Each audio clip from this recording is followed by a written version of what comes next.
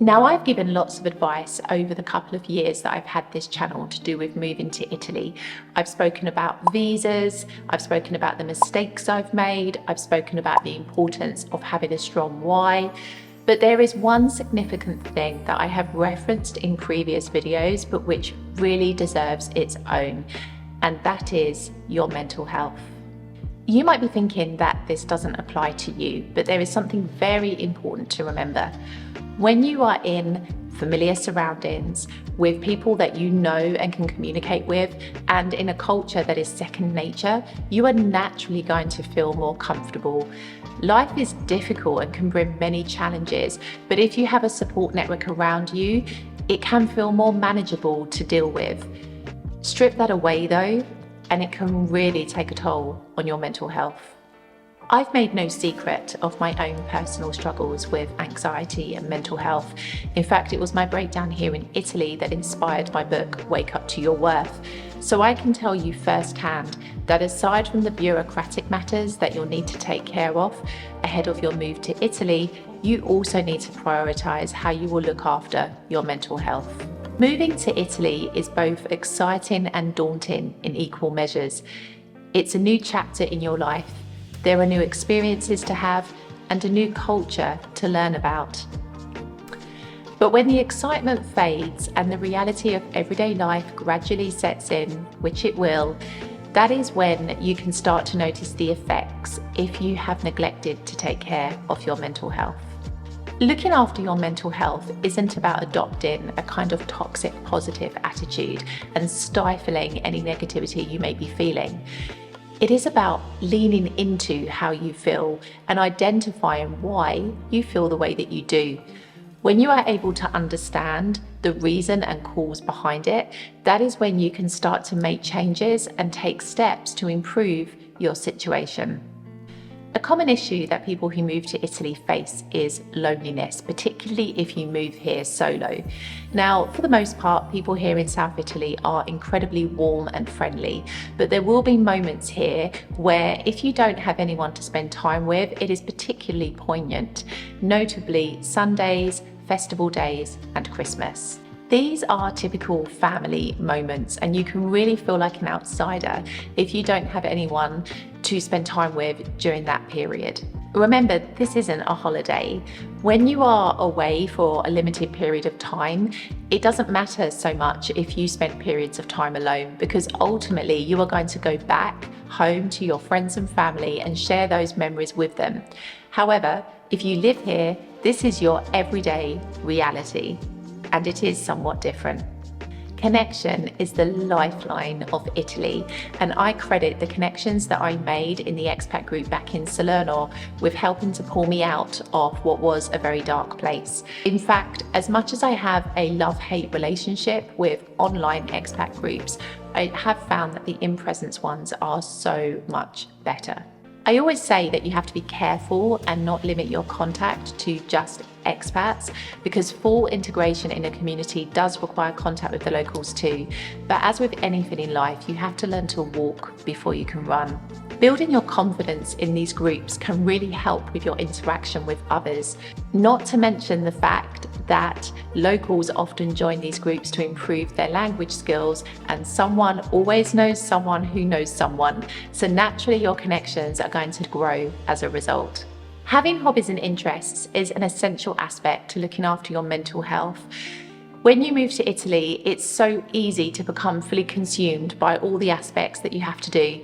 But once you're finally settled and your life doesn't revolve around unpacking and sorting out bureaucracy, you need to find something that is going to add real depth to your life. The reality is that I lost myself when I moved to Italy. Once I'd finished sorting out the paperwork and setting up my new life, I didn't really know what to do with myself other than work and sleep. Ironically enough, the pandemic helped me to find myself again. I got back into writing, which is something that I've always loved. And in January of 2021, I started this very YouTube channel to share my personality, my experiences, to help me to process my life, but also to help people who may end up watching these very videos. In fact, it has been my absolute saving grace. Getting outside more and exploring where you live is another great way to help you to feel better and to look after your mental health. I love being a tourist here in Palermo and wandering around and discovering new places. There's something really magical about finding a part of Palermo that I didn't know existed before, or a little restaurant tucked away down a side street. And the best part of it all is knowing that I don't have to hop on a plane at the end of it all. Nature in general is restorative on so many levels, and I love the simple pleasures of sitting and watching the sunrise or being by the sea to help me to recalibrate in those moments where I feel that I'm stuck in a rut. Documenting your journey can also be another great way to process how you may be feeling, whether you choose to document it in the written format in a journal, through visual aids such as YouTube, or even audio on a podcast. It's a great way to provide reflection and to process those moments when they're up here in our head.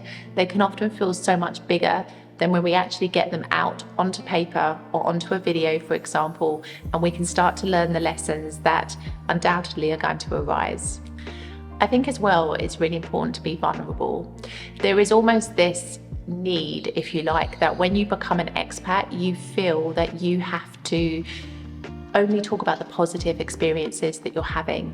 It's almost considered a failure if you admit that you're finding it difficult or life isn't as you thought it would be. But being vulnerable is one of the most important ways to look after yourself.